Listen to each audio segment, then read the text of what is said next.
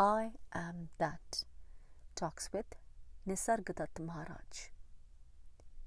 Chapter 6. Meditation. Questioner. All teachers advise to meditate. What is the purpose of meditation? Maharaj.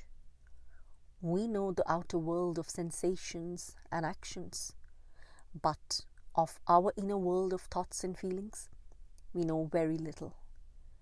The primary purpose of meditation is to become conscious of and familiar with our inner life. The ultimate purpose is to reach the source of life and consciousness. Incidentally, practice of meditation deeply affects our character. We are slaves to what we do not know. Of what we know, we are masters. Whatever vice or weakness in ourselves we discover and understand its causes and its workings, we overcome it by the very knowing. The unconscious dissolves when brought into the conscious. The dissolution of the unconscious releases energy. The mind feels adequate and becomes quiet. Questioner. What is the use of a quiet mind? Maharaj. When the mind is quiet, we come to know ourselves as the pure witness. We witness from the experience and its experiencer and stand apart in pure awareness, which is between and beyond the two. The personality, based on self-identification, on imagining oneself to be something, I am this, I am that, continues, but only as a part of the objective world. Its identification with the witness snaps. Questioner. As I can make out, I live on many levels and life on each level requires energy. The self by its very nature delights in everything and its energies flow outwards.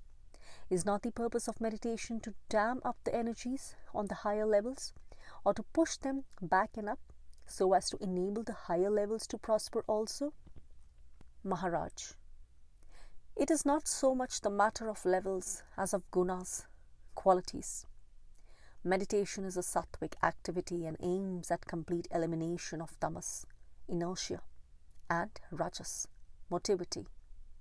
Pure sattva, harmony, is perfect freedom from sloth and restlessness.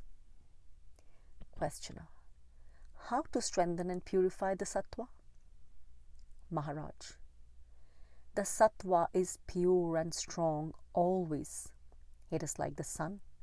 It may seem obscured by clouds and dust, but only from the point of view of the perceiver. Deal with the causes of obscuration, not with the sun. Questioner. What is the use of sattva? Maharaj. What is the use of truth, goodness, harmony, beauty? They are their own goal. They manifest spontaneously and effortlessly when things are left to themselves, are not interfered with, not shunned or wanted or conceptualized, but just experienced in full awareness. Such awareness itself is sattva. It does not make use of things and people. It fulfills them. Questioner. Since I cannot improve sattva, am I to deal with tamas and rajas only? How do I deal with them? Maharaj. By watching their influence in you and on you. Be aware of them in operation. Watch their expression in your thoughts, words and deeds. And gradually, their grip on you will lessen and the clear light of sattva will emerge. It is neither a difficult nor a protracted process. Earnestness is the only condition of success. Chapter 7. The Mind. Questioner. There are very interesting books written by apparently very competent people in which illusoriness of the world is denied, not its transitoriness. According to them, there exists a hierarchy of beings from the lowest to the highest, On each level, the complexity of the organism enables and reflects the depth, breadth, and intensity of consciousness without any visible or knowable culmination. One law supreme rules throughout. Evolution of forms for the growth and enrichment of consciousness and manifestation of its infinite potentialities. Maharaj, this may or may not be so. Even if it is only so from the mind's point of view. But in fact, the entire universe, Mahadakash, exists only in consciousness, Chidakash, while I have my stand in the absolute, Paramakash. In pure being, consciousness arises. In consciousness, the world appears and disappears. All there is me. All there is mine. Before all beginnings, after all endings, I am. All has its being in me, in the I am, that shines in every living being. Even not being is unthinkable without me. Whatever happens, I must be there to witness it. Questioner: why do you deny being to the world? Maharaj: I do not negate the world. I see it as appearing in consciousness, which is the totality of the known in the immensity of the unknown. What begins and ends is mere appearance. The world can be said to appear, but not to be. The appearance may last very long on some scale of time and be very short on another, but ultimately it comes to the same. Whatever is time-bound is momentary and has no reality. Questioner: surely you see the actual world as it surrounds you. You seem to behave quite normally. Maharaj: that is how it appears to you. What in your case occupies the entire field of consciousness is a mere speck in mine. The world lasts but for a moment. It is your memory that makes you think that the world continues. Myself, I don't live by memory.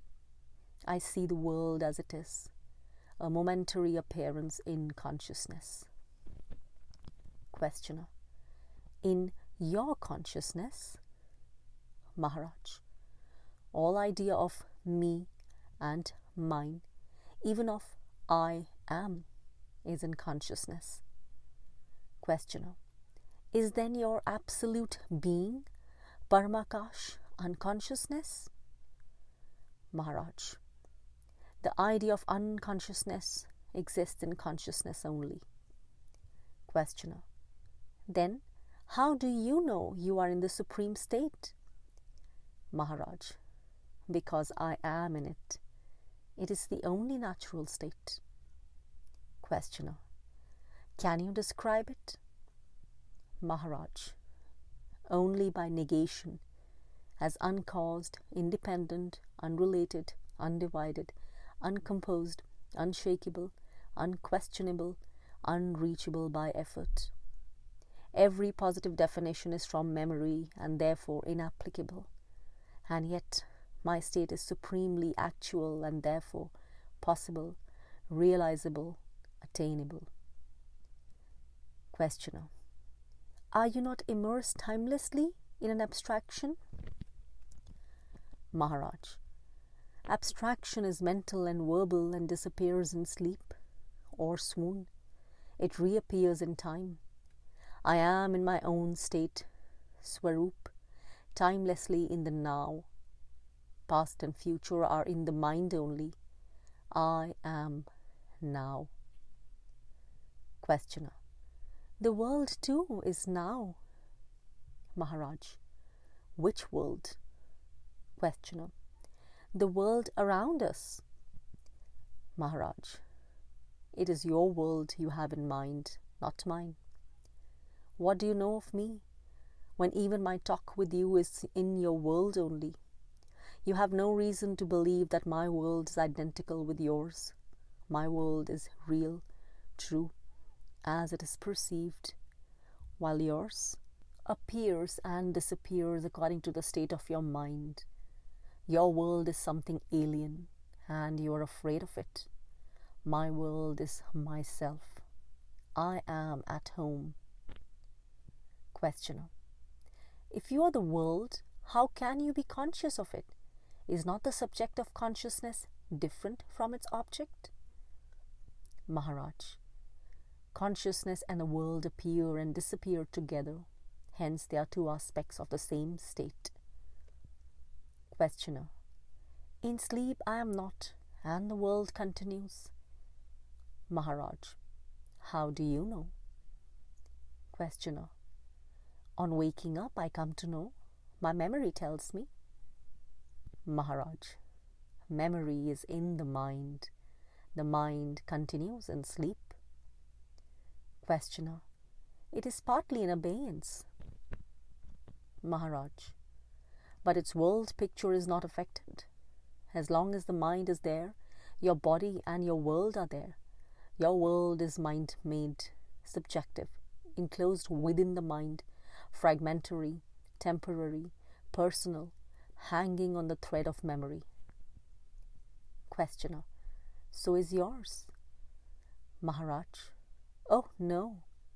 I live in a world of realities, while yours is of imaginings. Your world is personal, private, unshareable, intimately your own. Nobody can enter it. See as you see, hear as you hear, feel your emotions and think your thoughts. In your world, you are truly alone, enclosed in your ever-changing dream which you take for life. My world is an open world, common to all, accessible to all. In my world there is community, insight, love, real quality. The individual is the total, the totality in the individual. All are one and the one is all. Questioner. Is your world full of things and people, as is mine? Maharaj. No, it is full of myself. Questioner. But do you see and hear as we do? Maharaj. Yes, I appear to hear and see and talk and act, but to me it just happens. As to you, digestion or perspiration happens. The body-mind machine looks after it, but leaves me out of it. Just as you do not need to worry about growing hair, so I need not worry about words and actions. They just happen and leave me unconcerned. For in my world, nothing ever goes wrong.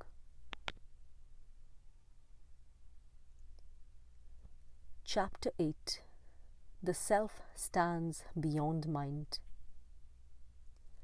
Questioner.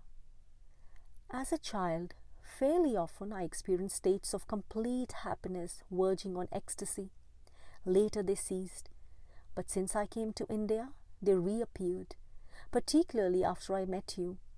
Yet these states, however wonderful, are not lasting. They come and go, and there is no knowing when they will come back. Maharaj. How can anything be steady in a mind which itself is not steady? Questioner. How can I make my mind steady? Maharaj. How can an unsteady mind make itself steady? Of course it cannot. It is the nature of the mind to roam about. All you can do is to shift the focus of consciousness beyond the mind. Questioner. How is it done? Maharaj. Refuse all thoughts except one, the thought I am. The mind will rebel in the beginning, but with patience and perseverance it will yield and keep quiet. Once you are quiet, things will begin to happen spontaneously and quite naturally, without any interference on your part. Questioner. Can I avoid this protracted battle with my mind? Maharaj. Yes, you can. Just live your life as it comes, but alertly, watchfully, allowing everything to happen as it happens, doing the natural things the natural way, suffering, rejoicing as life brings. This also is a way.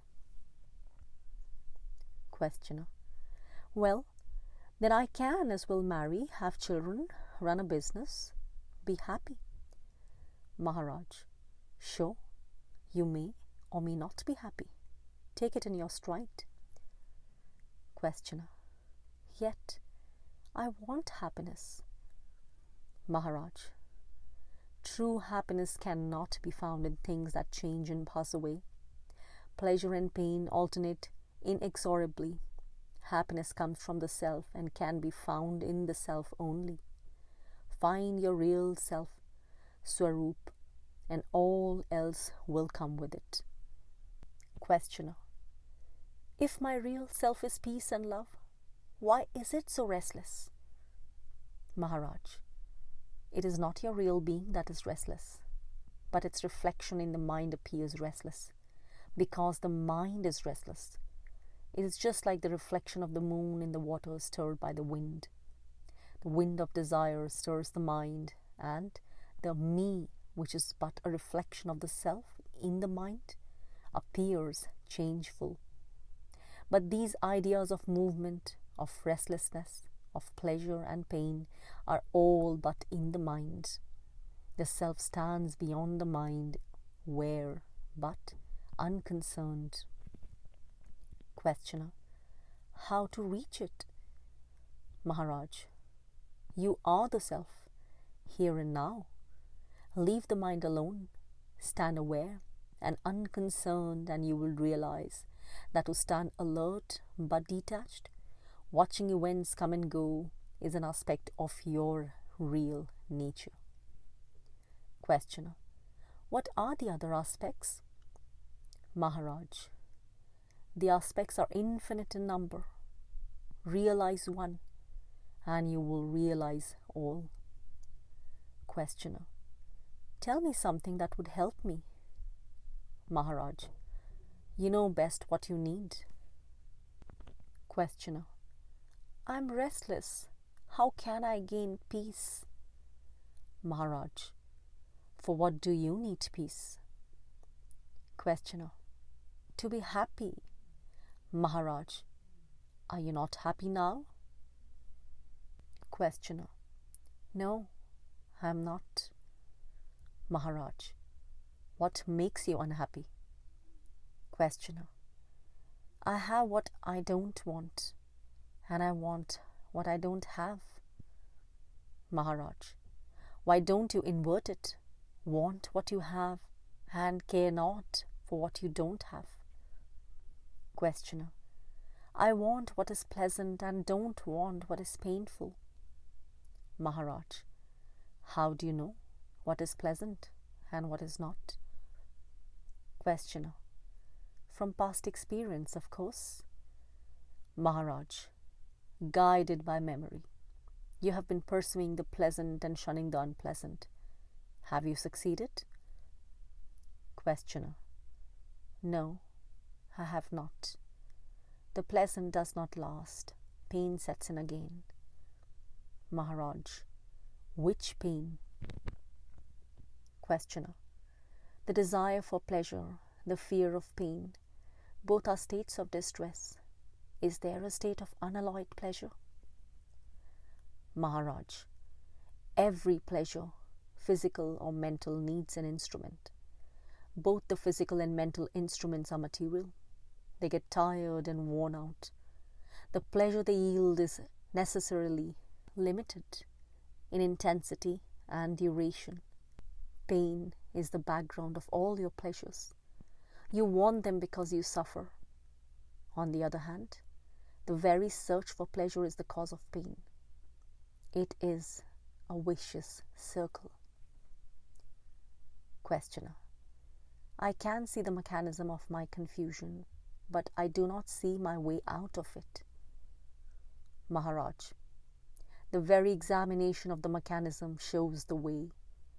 After all, your confusion is only in your mind, which never rebelled so far against confusion and never got to grips with it. It rebelled only against pain. Questioner. So all I can do is to stay confused? Maharaj. Be alert. Question, observe, investigate. Learn all you can about confusion, how it operates, what it does to you and others. By being clear about confusion, you become clear of confusion. Questioner. When I look into myself, I find my strongest desire is to create a monument, to build something which will outlast me. Even when I think of a home, wife and child, it is because it is a lasting, solid testimony to myself. Maharaj. Right. Build yourself a monument. How do you propose to do it? Questioner. It matters little what I build, as long as it is permanent. Maharaj. Surely, you can see for yourself that nothing is permanent. All wears out, breaks down, dissolves. The very ground on which you build gives way. What can you build that will outlast all? Questioner.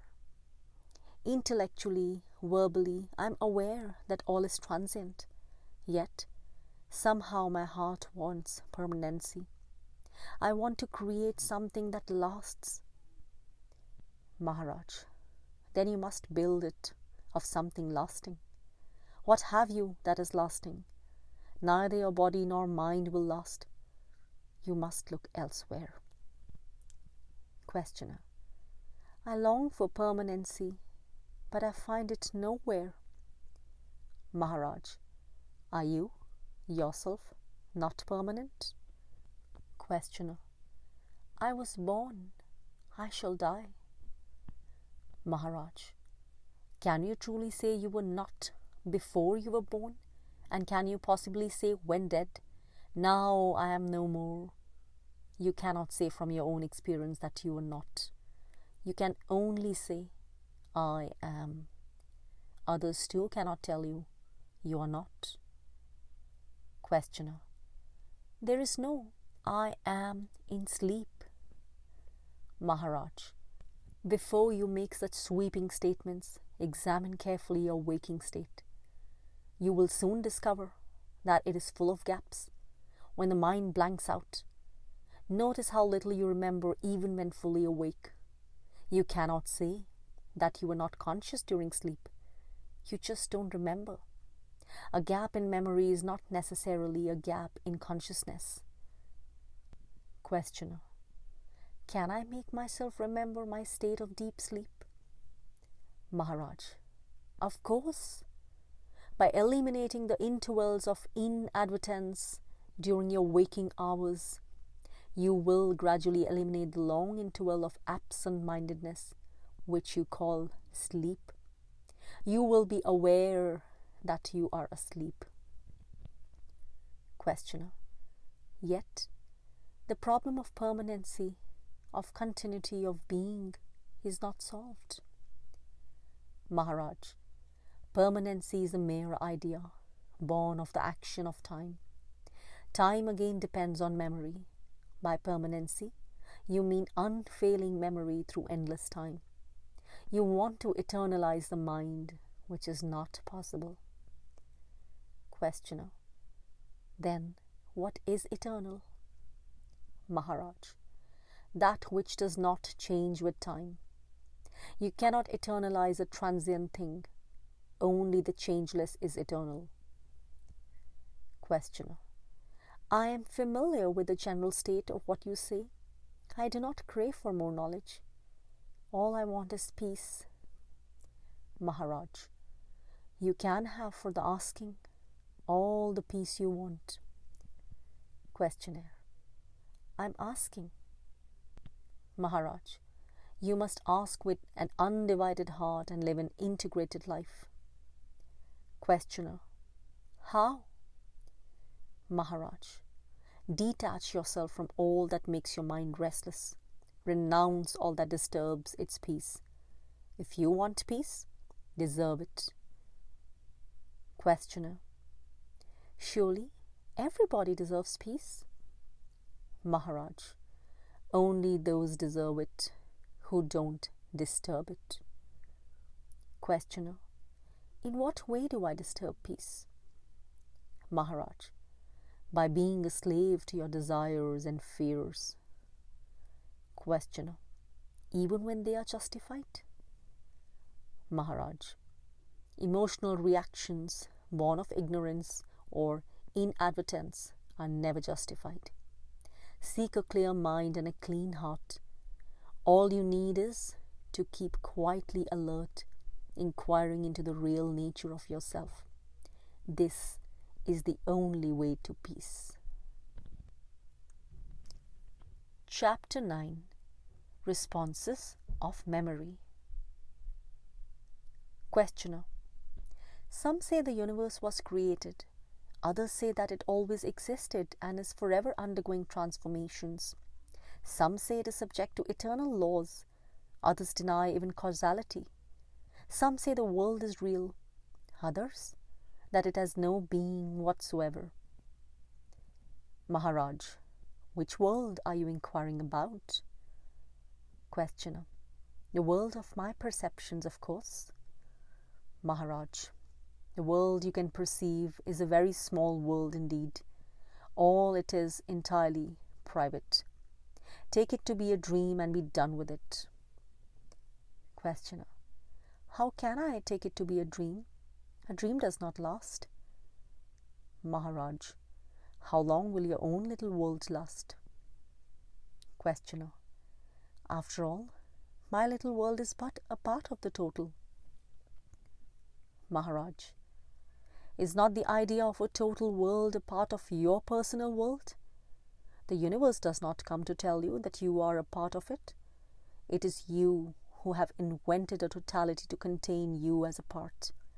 In fact, all you know is your own private world, however well you have furnished it with your imaginations and expectations. Questioner, surely perception is not imagination? Maharaj, what else?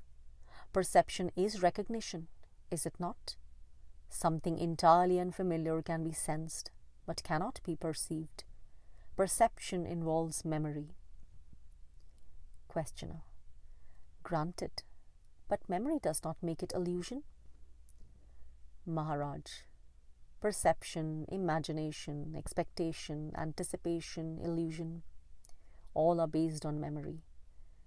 There are hardly any borderlines between them. They just merge into each other.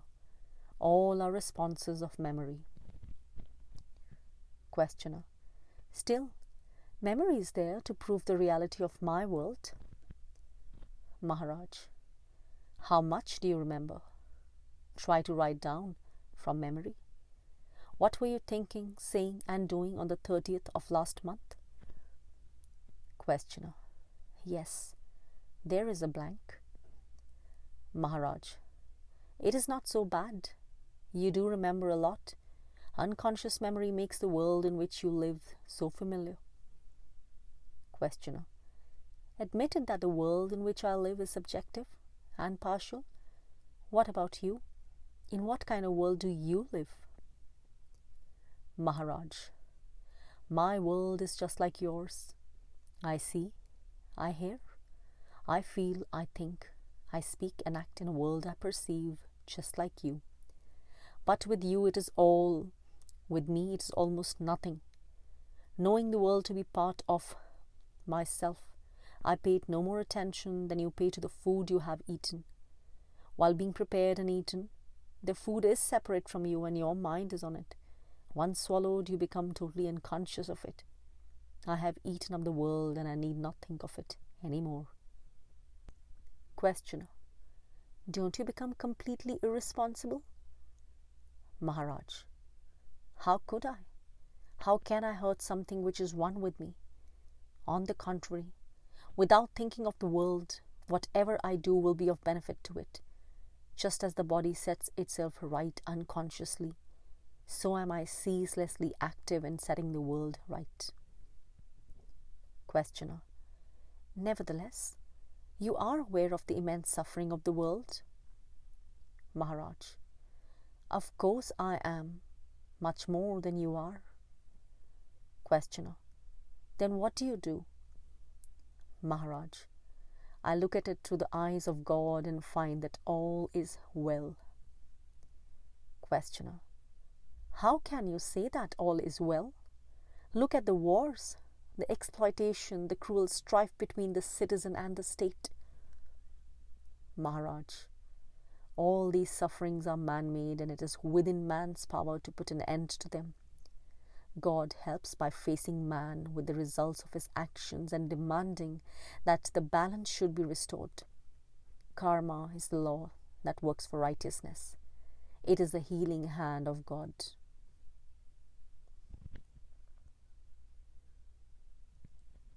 Chapter 10. Witnessing. Questioner: I am full of desires and want them fulfilled. How am I to get what I want? Maharaj: Do you deserve what you desire? In some way or other, you have to work for the fulfillment of your desires. Put in energy and wait for the results. Questioner: Where am I to get the energy? Maharaj: The desire itself is energy.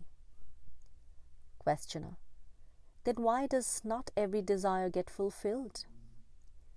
Maharaj: Maybe it was not strong enough and lasting. Questioner: Yes, that is my problem. I want things, but I am lazy when it comes to action. Maharaj: When your desire is not clear nor strong, it cannot take shape. Besides, if your desires are personal, for your own enjoyment, the energy you give them is necessarily limited. It cannot be more than what you have. Questioner: Yet, often ordinary persons do attain what they desire. Maharaj: After desiring it very much and for a long time, even then, their achievements are limited. Questioner: And what about unselfish desires? Maharaj: When you desire the common good, the whole world desires with you. Make humanity's desire your own and work for it. There you cannot fail. Questioner: Humanity is God's work, not mine. I am concerned with myself. Have I not the right to see my legitimate desires fulfilled? They will hurt no one. My desires are legitimate. They are right desires. Why don't they come true? Maharaj: Desires are right or wrong according to circumstances. It depends on how you look at them. It is only for the individual that a distinction between right and wrong is valid. Questioner: What are the guidelines for such distinction?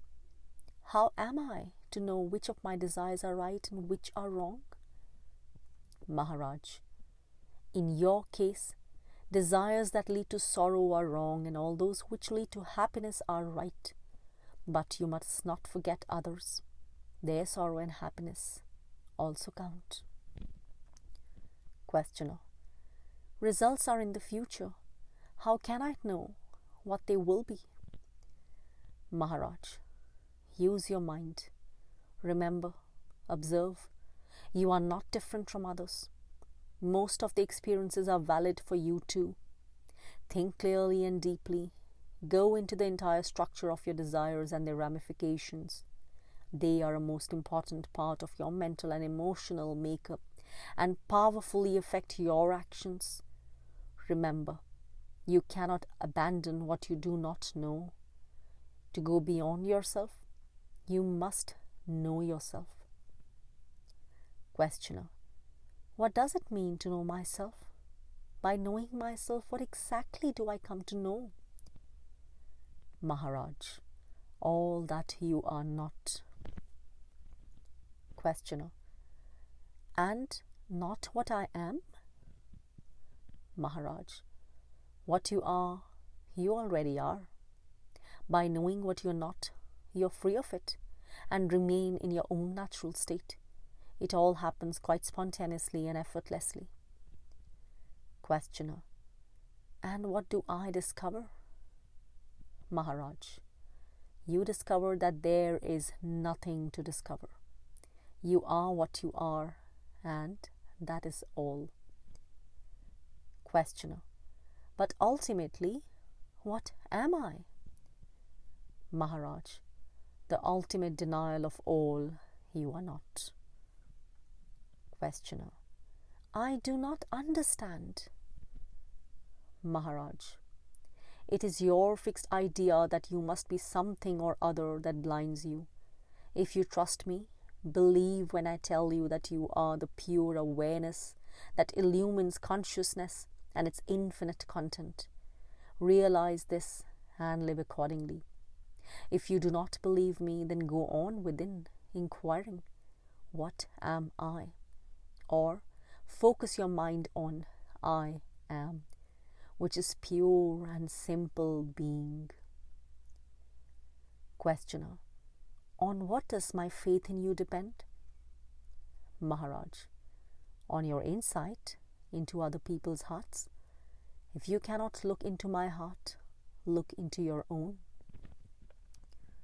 Questioner: I can do neither. Maharaj: purify yourself by a well-ordered and useful life. Watch over your thoughts, feelings, words, actions. This will clear your vision.